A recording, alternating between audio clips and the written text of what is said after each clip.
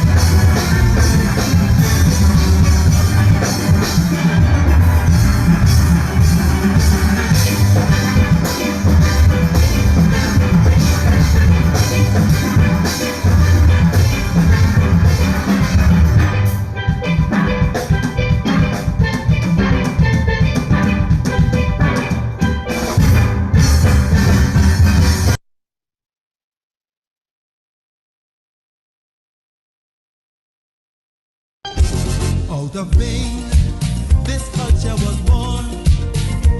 In life's shadowed places, the magic was born. Well, the tribes, they regrouped again, fought their wars on a brand new plane. And through their strife, their manhood was reborn. And so from all this bacchanal, life is now a festival.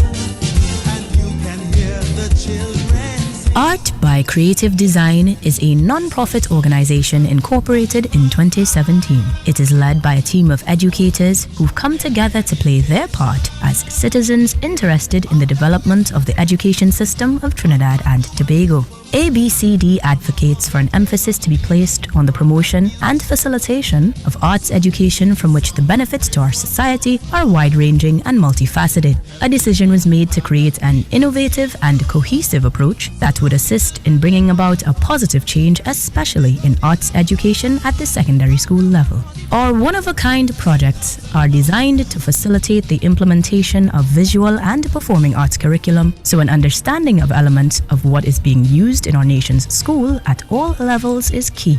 As a result, consultation with officials of the Ministry of Education Curriculum Development and Planning Division, our young learners, and other stakeholders is critical to the development process.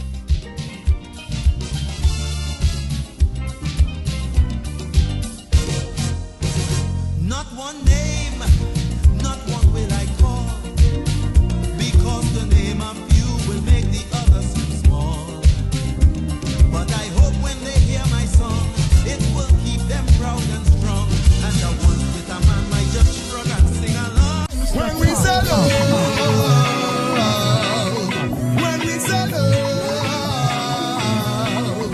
when we say love, we mean unconditional love. When we say love. Art by Creative Design has introduced to the community of Trinidad and Tobago our flagship projects. As we move forward to obtain our objectives, the A.B.C.D team is focused on the next phase, which is to design and utilize instruments to measure the impact of our activities. The data will allow us to further illustrate how our programs have improved our young creative artists, how the learnings impact on academic performance in other non-arts subjects, and learners' overall well-being and development. We want children to learn to love learning, and we believe that art education is key to attaining this for every child in our nation's schools. We are on a mission to encourage everyone to dream, create, and achieve. We believe art education for all. Art education benefits all.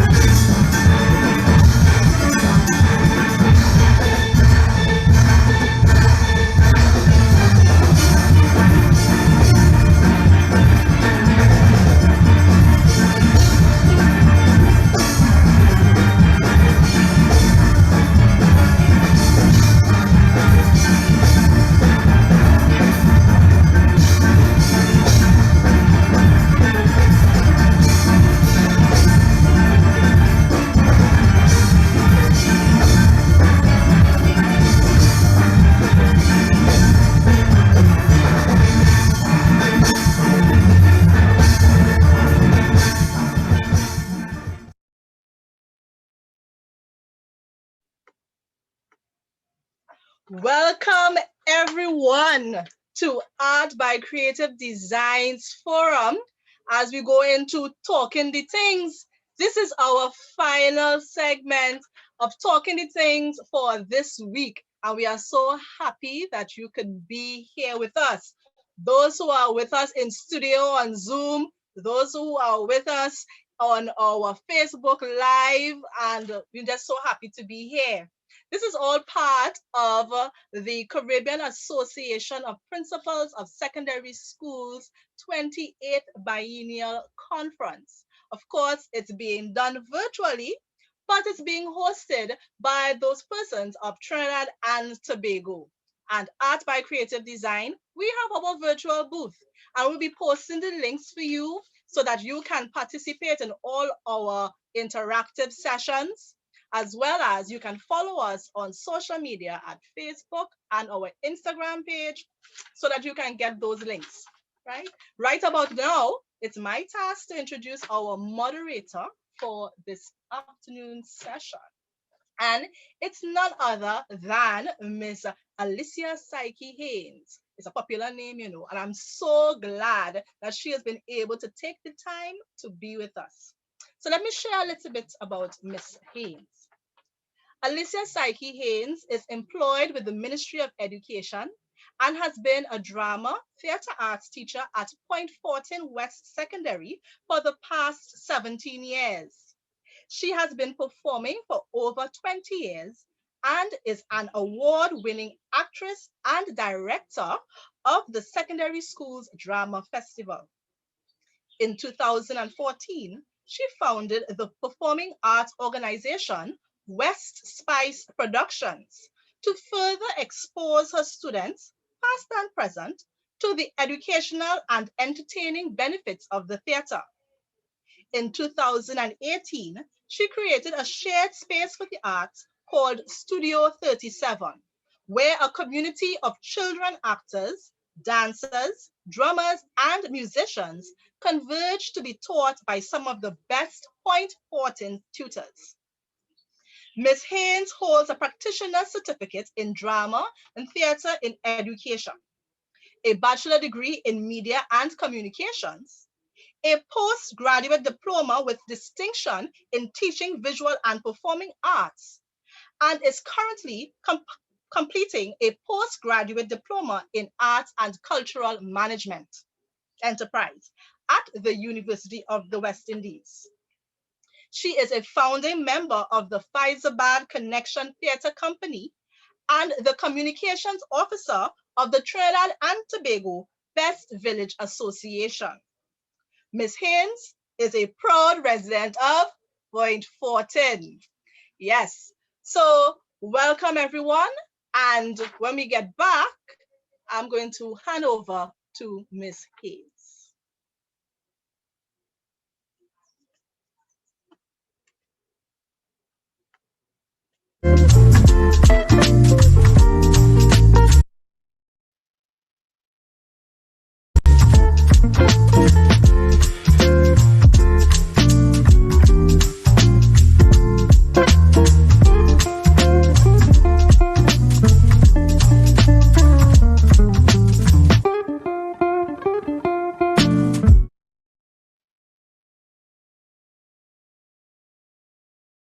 Good evening, everyone, and welcome to session 3 of Talking to Tings, the place where mouth does open and Tory does jump out about everything promoting arts education. I am your moderator for this evening, Alicia Psyche Haynes, and it brings me great pleasure to be here with the Arts by Creative Design team. Today's topic is See My Art, See Me. And our panel today is a powerhouse of experience, innovation, and creativity. First, we have Dr. Iezora Edwards, former teacher, lecturer, curriculum officer of the Ministry of Education within the Visual and Performing Arts Department. She's presently a coordinator and lecturer for the Postgraduate Diploma in Education program in Visual and Performing Arts at the School of Education, University of the West Indies. She has earned the title of Doctor of Philosophy in Cultural Studies and is an executive member of the Ivory Theatre Productions Limited, a writer and director of plays, and one film, Face Paint, which was screened at the 2018 Trinidad and Tobago Film Festival. Iezora enjoys gardening, traveling, and spending time with her grandsons. Let's give her a round of applause. You can use the reactions button down below the Zoom settings to give Iezora a round of applause for her presence here today. Next, we have Mrs. Naomi Adonis-Woodsley. Mrs. Woodsley has been a teacher at Naparima Girls High School for almost 31 years. She teaches English literature, theatre arts, and communication studies, and is also the Dean of Sixth Form. She has served as a drama facilitator, judge, and motivational speaker over the years. She performed the role of convener at the CXC Theatre Arts Syllabus Rewriting Committee in 2012 and continues to serve on various panels for theatre arts workshops with the VAPA Curriculum Division, Ministry of Education. Additionally, she is the second vice president of the Secondary Schools Drama Association. We welcome Mrs. Woodsley. And last on our panel, we have Mr. Yadav Mohip. Mr. Mohip is a Trinbagonian educator and musician and English major. He has worked in the field of education for over a decade and has been involved in musical projects across many genres. He is passionate about the role of art and media in effecting social change. His latest project, the Heights Room podcast, tackles social issues and is geared towards facilitating conversations on topics which are many times overlooked by Caribbean mainstream media. And I would like us to give a round of applause again for all our panelists who are here with us this evening. And getting right into it, that line I just read there from Mr. Mohip, he is passionate about the role of art and media in effecting social change. It takes us to the focus of our session today. the arts as a reflection of self and or society. And the first question we want to be able for us to discuss today, how is this evident in our cultural forms and products? Mr. Mohip, would you like to start us off? Hi, good afternoon, everybody. Good afternoon, panel. Good afternoon, viewers.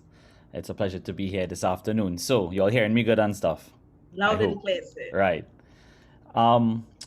So, the topic of reflection, or art reflecting society and art reflecting self, coming up through the secondary school system in Trinidad, and then going into education and being a teacher in the secondary school system, it is paramount that, you know, the arts would have had to become a major part of the curriculum, which it would not have been in years gone by. And then we saw the introduction of VAPA, right, as a major part of the curriculum. However, I see that if you were to run a survey, you would see that not every school takes the VAPA as serious as they should. I know of schools that don't even offer theater, right, in their curriculum, for whatever reasons. And it goes to show that we still don't place that importance on the arts in the education system, and that is to the detriment of the youth, because we all know that Trinidad, and when you look at the media, the Hollywood names you see in it, from the even the Billboard charts, the Hollywood names, you're seeing these people from Trinidad and Tobago background, okay, making waves. All right, because we as a people, we are dynamic, we are artistic. That is our thing, right? We know how to go on a stage and command attention, right? However, this is not reflected, I would say, as it should be within our young people, because of the fact that along the lines of the dissemination of the curriculum, for some reason, there is not that hands-on approach in every school. I mean, there are schools that do, work to another level. I am at Point Fortin East, by the way, so I realize I have a neighbor here. All right, and you know, I've worked in different schools, and every school there's a bit of a difference in how they handle this, and I think that is something that causes this reflection of self, the way that children are able to express themselves through these different art forms, whether it be dance, theater, music. You know, they need it. It's very important, and a lot of them can't access it. So that's why I will start off with, because I like to talk the things and get down to the meat of the matter one time. Thank you very much, sir. And I like that. I like the fact that you raised the point about how it is in some schools, they don't even offer theater arts. Ms. Edwards, I'd like to bring you in here. Being one of the people who was key to having VAPA being a compulsory subject within the secondary school system from Form 1 to Form 3, and also being a part of that process of getting that whole CAP program up and running within the primary schools. What are your views as well on the topic in terms of how art is a reflection of self and society, as well as taking into consideration what Mr. Mohip has just spoken about there in terms of how VAPA is still seen within the school system? Alicia, good afternoon, everyone. Good afternoon. Panel. It's a privilege to be on this panel today. So I've been formally out of the education system for about 3 years. But in my time there, I'd like to say that I was not one of the sort of founding members. It was Victor Edwards, who laid a lot of the groundwork for theater in schools, and of course for the development of VAPA. In my stay at the ministry, I saw movement. I really did see movement in the 6 years I was there.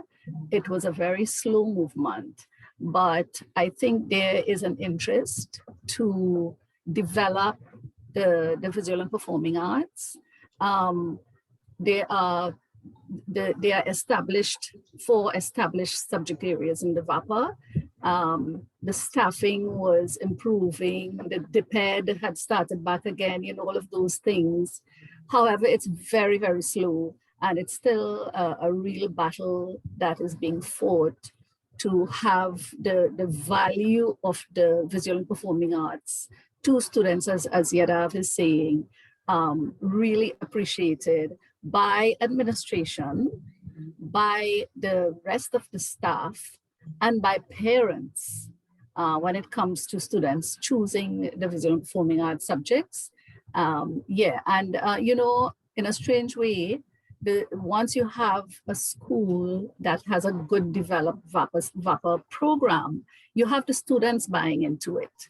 And I'm sure Naomi is going to agree with me on that. The students buy into it, they want to do it.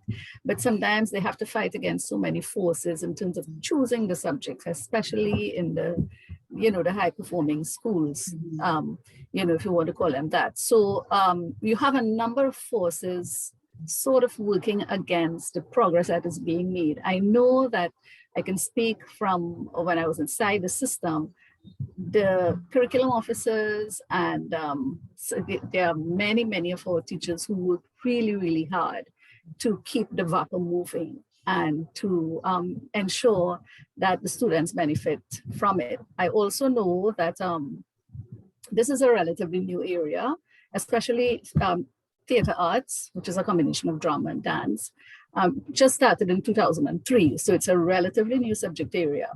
What has happened since that time is the number of schools have grown, the number of teachers have therefore grown. There are many schools that have 2 theater arts teachers now, and that kind of thing. When I have a lot of statistics I can quote, but it's growing.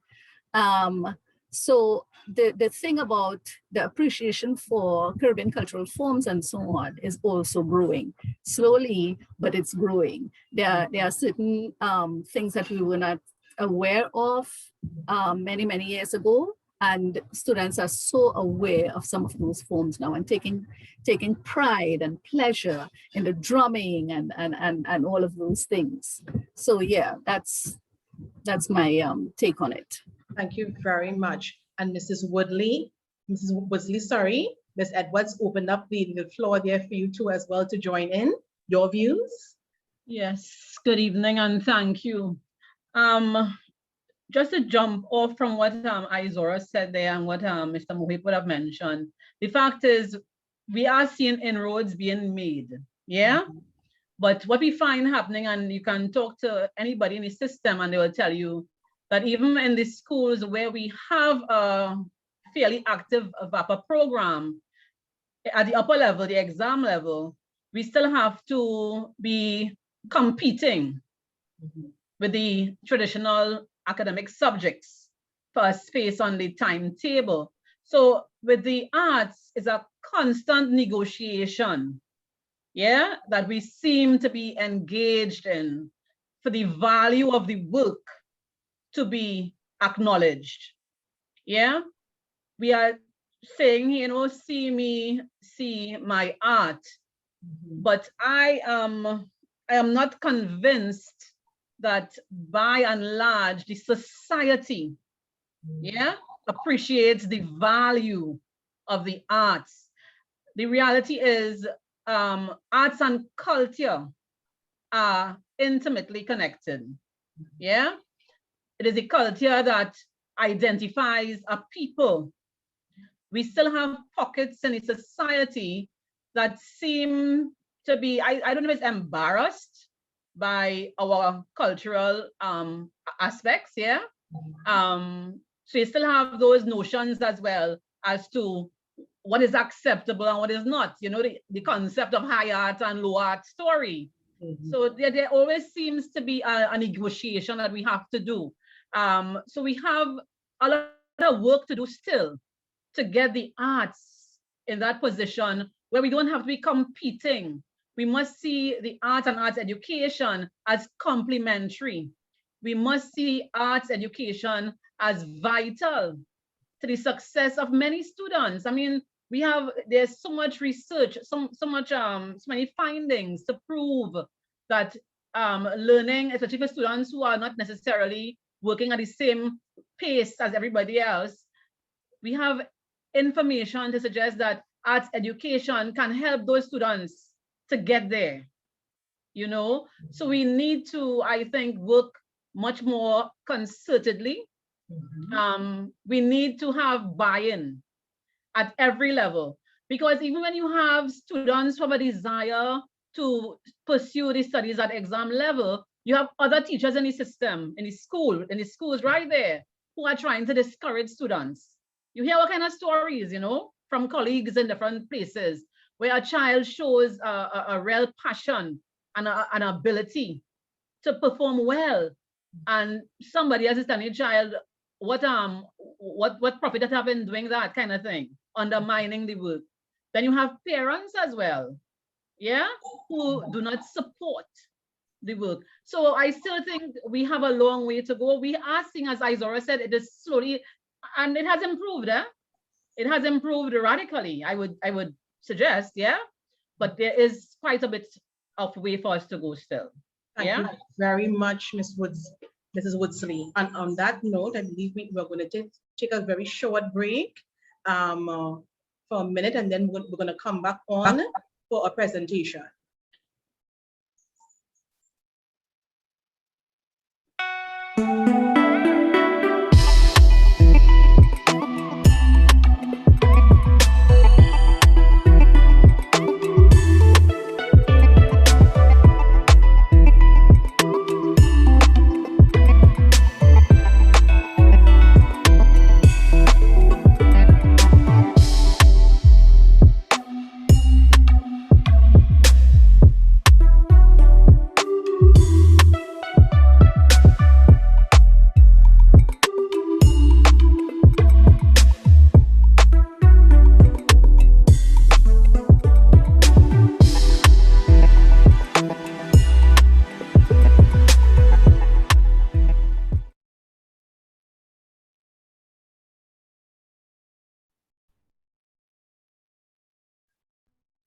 Ms. Edwards, are you ready to share your presentation? Yes. So I just want to preface this while I'm setting it up to say that this was a sort of last minute insert that I did. I felt that if you're talking about see my art, see me, I just felt that something visual based on the work that I am involved in was necessary. I would have really liked to have more material in there and to make it more visually appealing, but I felt that I needed to get the information out. So here goes.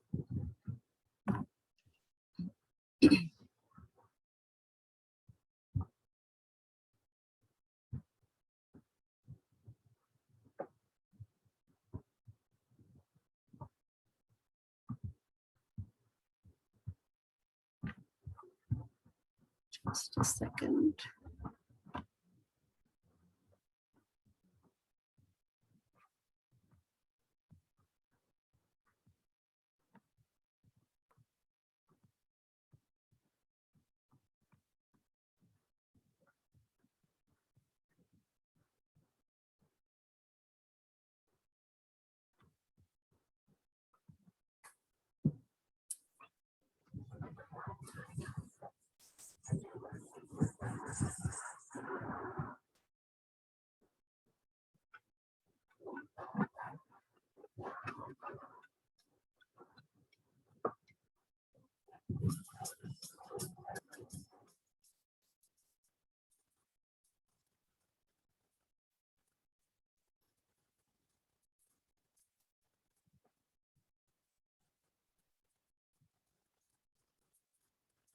Ms. Edwards, is there supposed to be audio?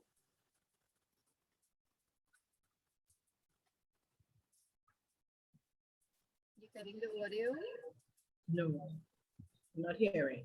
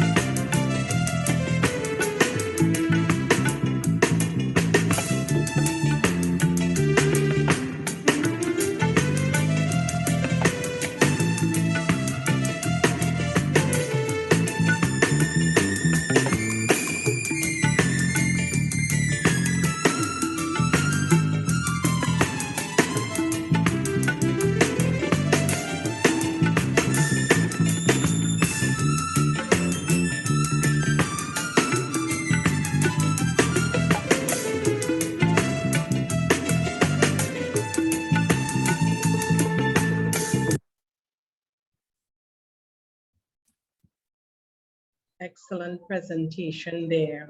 Excellent presentation. And it brings us right back to the focus of today's session, art as a reflection of self and society.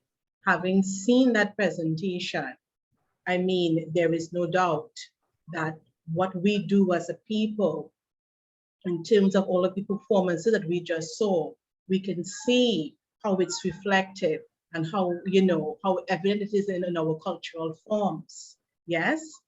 But my next question, however, and it ties back in to the points that the panelists and they have raised, how is this perspective, how is it relevant to our societal development, right?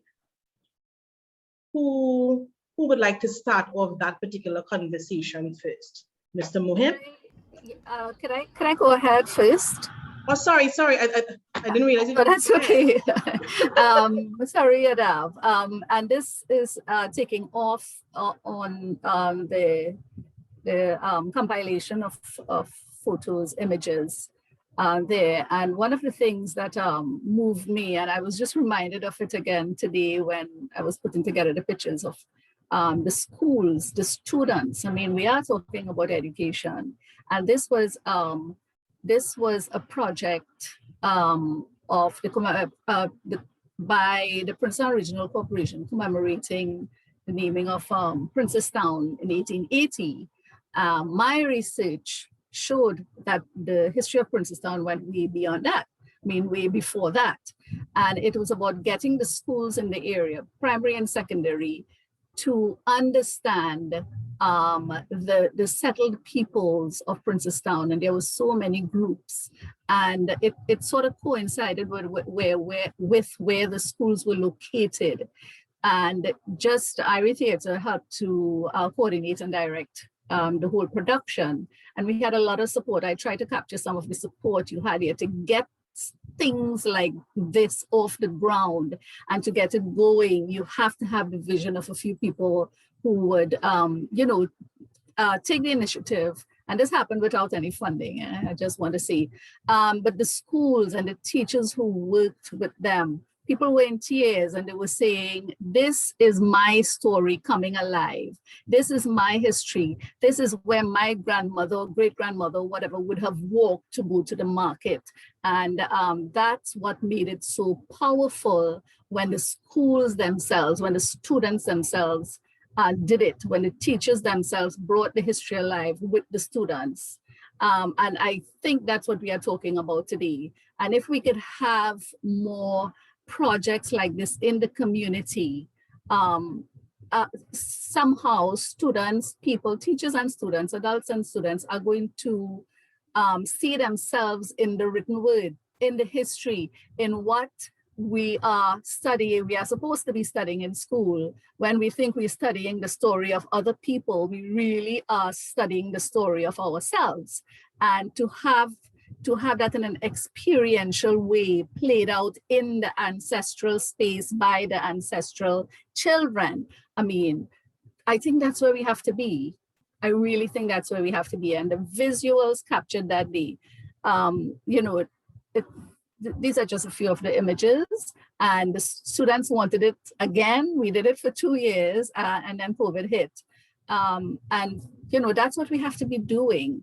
A lot of that material there coincided with a good bit of the theater arts. You may have seen it as theater arts teachers. I showed the visual too, because so much of it is so artistic, even in the theater, in the Irie Theatre does aestheticized productions. So they want to show the story, the community stories, the local stories that are of global importance, and that could be highlighted on a big stage like Broadway, as much as we could get Broadway here in Trinidad. Just like the big stories that you read about, our stories are important, and our children need to be helping to tell those stories. Thank you very much for that, Mrs. Edwards. I mean, it really was mind-blowing being able to sit down and watch that. And I think what you have just described there really brings the entire thing into focus, right? So I'm going to go to Mr. Mohip, and then I'm going to come to Mrs. Woodsley. Based on what it is Ms. Edwards just described there in terms of the relevance and the importance of us bringing out that community work, how is that relevant to our societal development?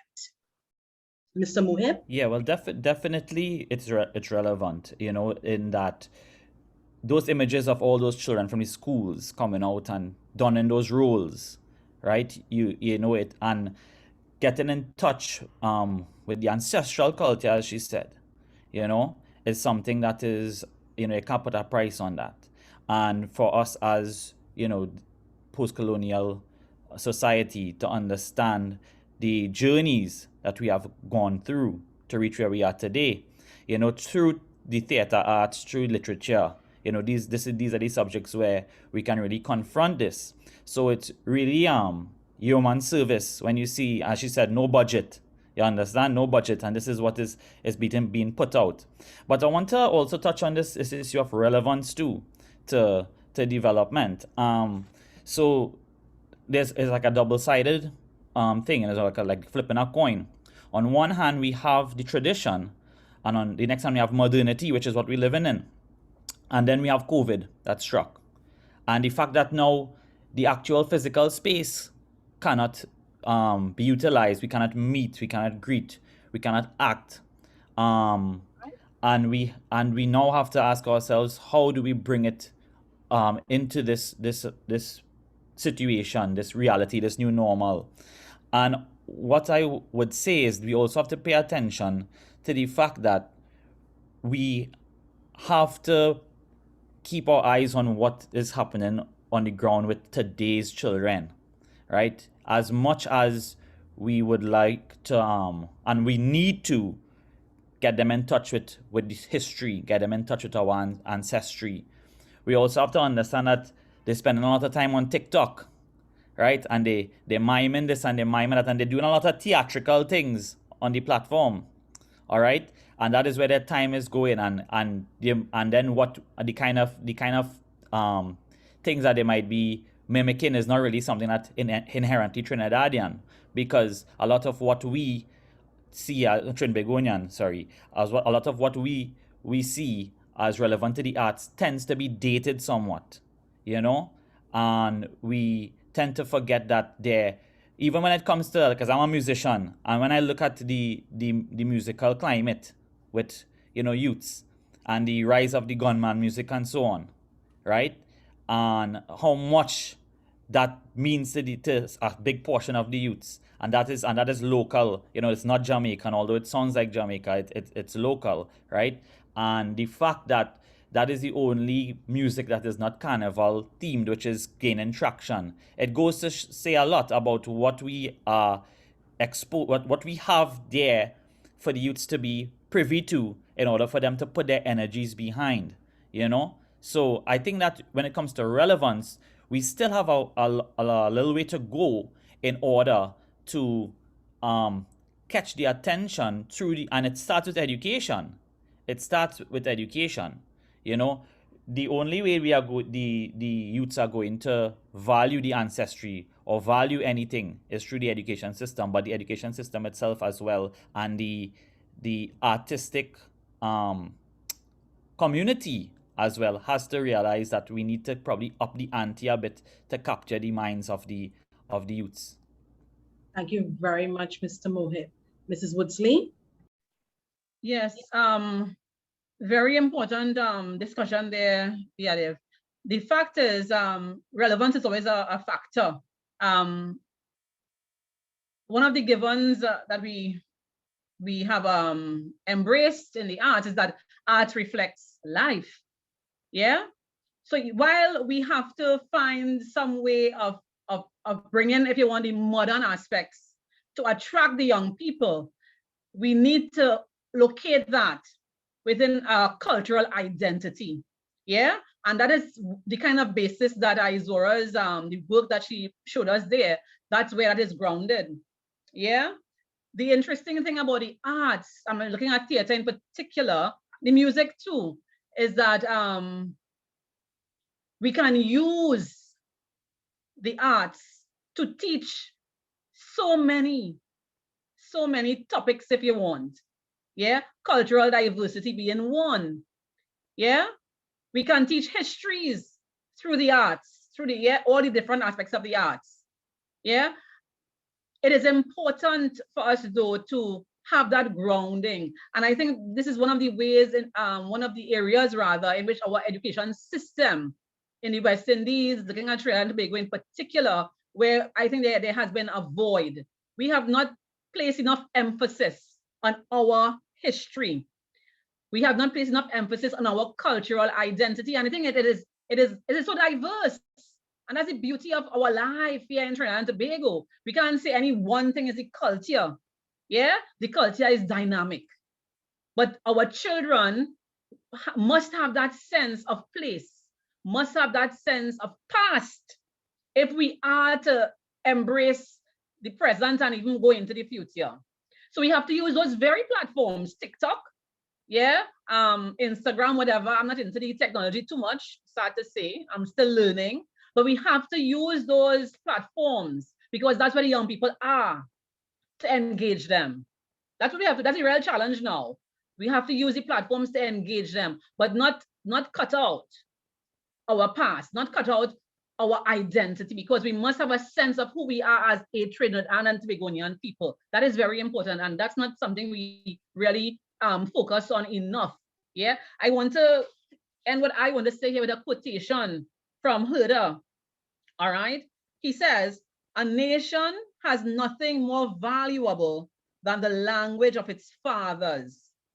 In it lives its entire spiritual treasury of tradition, history, religion, and principles of life, and its heart and soul." And that's what the art's about.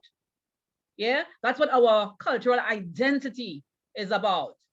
And that's why, you know, if we have that grounding there, our children would not be so quick to turn their back on our music, to turn their back on our different cultural expressions. See our art, see us. We have to embrace that, because we have to embrace who we are as a unique people living in this, you know, Western Hemisphere, living in this Caribbean, very diverse community.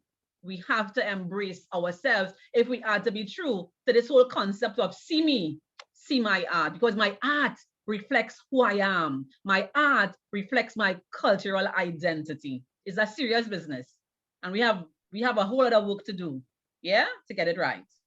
Thank you so much for that, Mrs. Woodsley. And on that note, we're going to take a very short break, and then we will return to the last section of this session.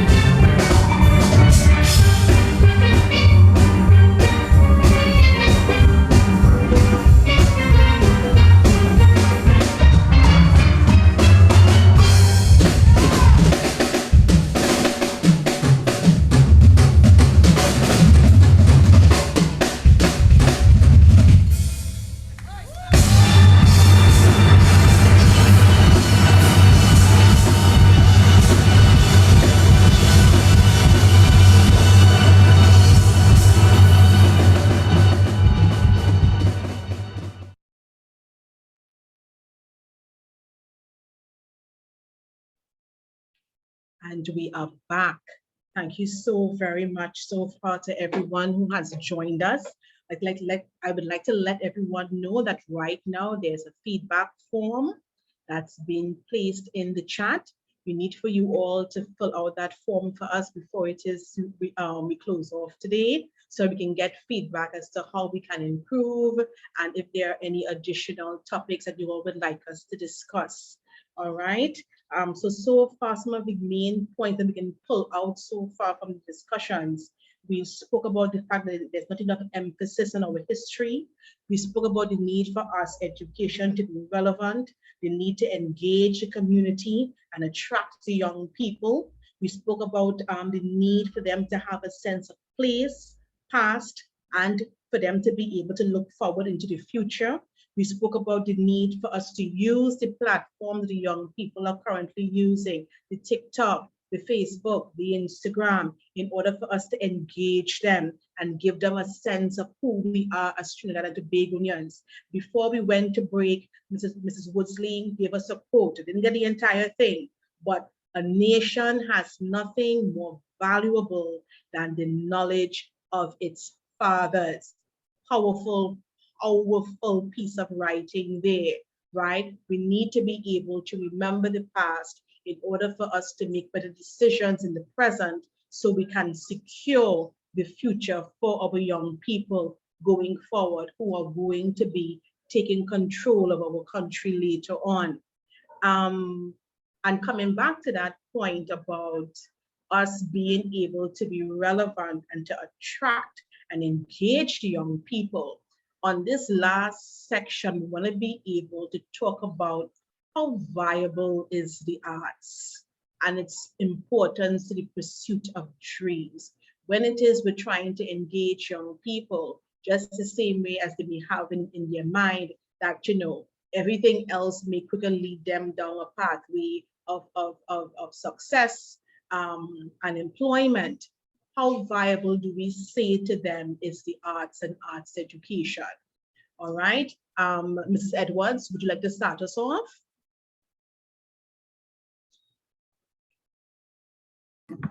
Right, my mic is on. The syllabus documents have a long list of career opportunities. I'm speaking for theater here, you know, that students can benefit from if they study theater arts. I'm not sure if I want to go into that because it's there in the syllabus document. I think that what we need at the tertiary level, yes, but also at the secondary level is much more research, research that our students can access, our teachers and our students can access to be used in the classroom, as Naomi was mentioning, all of the various subject areas. So I definitely think that we need to have access to more research. It gives the heritage more value, so that the heritage elements don't remain on the sideline or on the ground or on the periphery. They need to be centered. Our heritage needs to be centered, and our students need to know that. I know that we come from a very checkered past in most post-colonial societies. Very difficult, very tangled and twisted in many cases. Our students, our children need to know that. They need to understand that. Their histories should not be relegated to one-liners in textbooks. And this is why the community theater and the community arts are so important. Our histories are not one-liners. The history of my people, of my ancestry, of yours, of everybody, not one-liners. So we need the research, and we need the research to be more relevant and more reachable to our students. Yes, I quite agree that we really have to tap into the technology that is available now, and that is the reality of our students to make this work more reachable. So you can have a whole lot of talk and a whole lot of opinions and so on. But as I said, we need to have informed information reaching people. I want to draw a reference to Angela Bissessing Virtual Museum of Trinidad and Tobago. That's a virtual museum. It's totally online. It's on Facebook, and you have all of these links that takes you into places that, you know, and it's growing exponentially. I would advise everybody on this chat here to join the ABVMOT, right? What you have there is an exposure, and I would call it the arts, because photography is an art. Photography is a very, very important heritage art that that museum is able to tap into. And you join, and you, of course, it's a sort of like a wiki situation where you could add your histories to it. They get highlighted, they get discussed, and so on. So, you know, it's a controlled space. So it's not heavy research, but it's research that's relevant and informed. You know, so that's just one example. And I feel those are the channels we need to take. Yes, when we could get back into the physical space, we need to find ways of mingling the technology with the physical, with the research, with the all kinds of things. But where we are at the moment, the Angela Bissessing Museum is taking off because so many people are seeing themselves represented in that space, all kinds of people, and everybody's story has a place there. I'm not sure how, what kind of age we look. I know there are a lot of old people there, but I'm not sure if young people could find a space in there, if you know what I mean. So, you know, but it's one place that I if I was still teaching, I would advise my students to join. Thank you very much. Thank you. Mr. Mohip? Yes. So, and yeah, I'd like to add the Angela Bissessing Virtual Museum is, you know, an invaluable resource. You know, it has, as she said, grown exponentially because when you look at it, you know, you're actually seeing, well, people see for the first time how High Street used to look back in the day, you know, and you're like, wait, that's how it used to be? You know what I mean? And that's the thing. You said, you know, dreams and so on.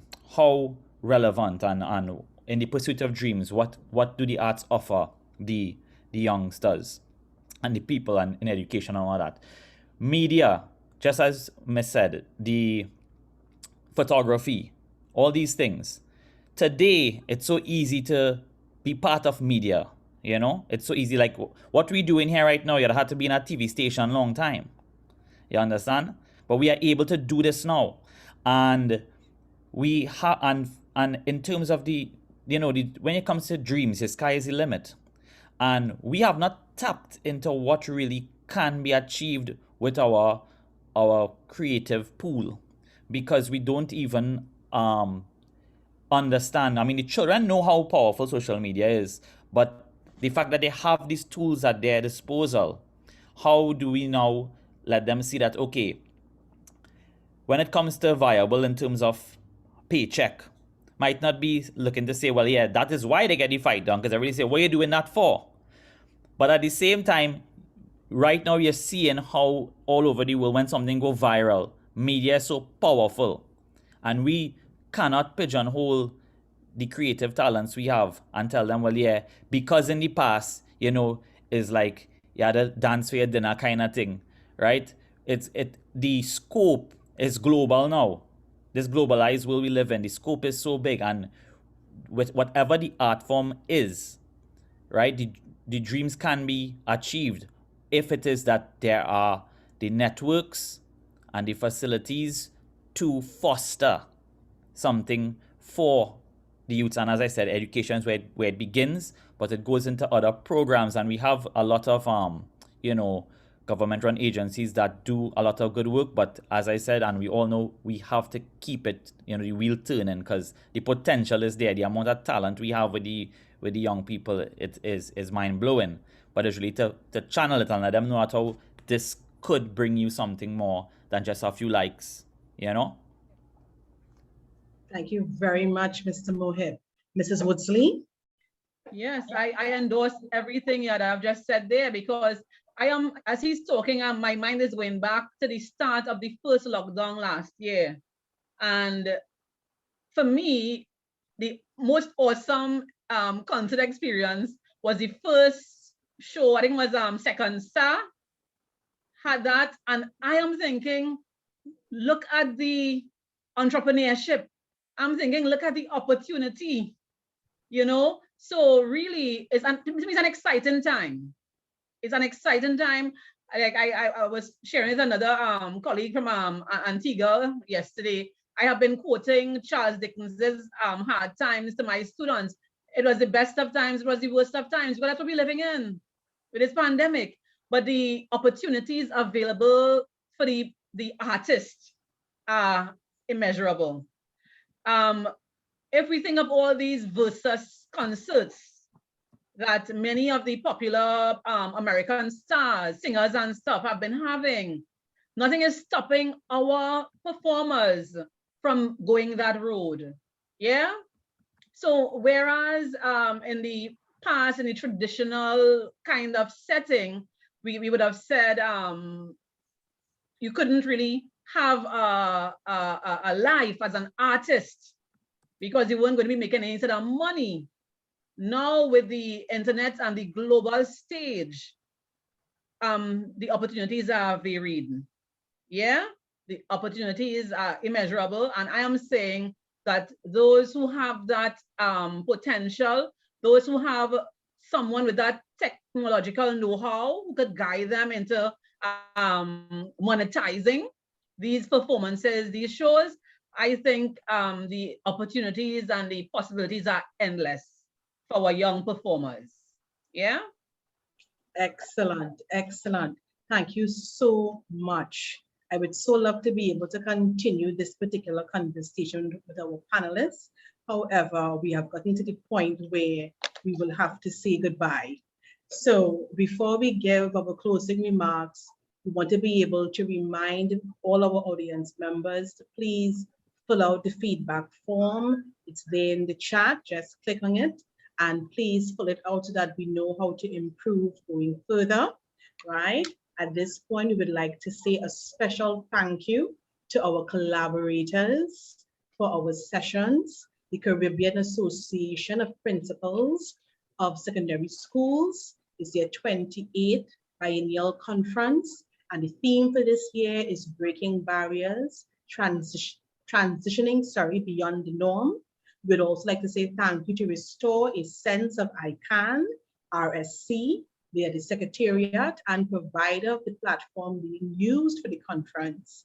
And also a special thank you to Golden Hats, who are also celebrating 28 years of Pan excellence.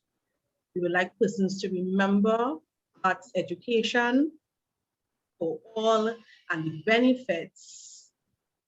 Let me just get back my screen here. And arts education for all, arts education benefits all. We'd like to encourage persons to visit the A.B.C.D's website at www.artbycreativedesign.org. That is www.artbycreativedesign.org, and follow Art by Creative Design on Instagram and on Facebook. We would like to give a special thank you to our panelists, Mrs. Iezora Edwards, Mrs. Naomi Adonis-Woodsley, and Mr. Yadav Mohip. All right. And please, you can join us tomorrow. Please go. There's a final session tomorrow. Please check out the Art by Creative Design field to get more information on how you can sign up and register for tomorrow's session. So on that note, we bid you all farewell. Please do take care and keep safe. Good evening, everyone. Bye.